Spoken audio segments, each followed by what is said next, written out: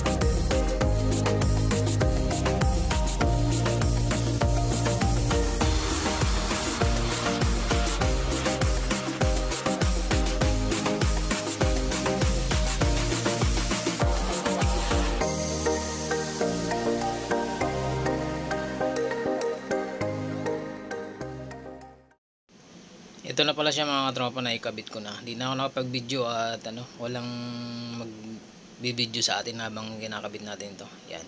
Ito sa side mga tropa, medyo dinikit na natin diyan. Nag-adjust na lang tayo dito sa gitna. Yan.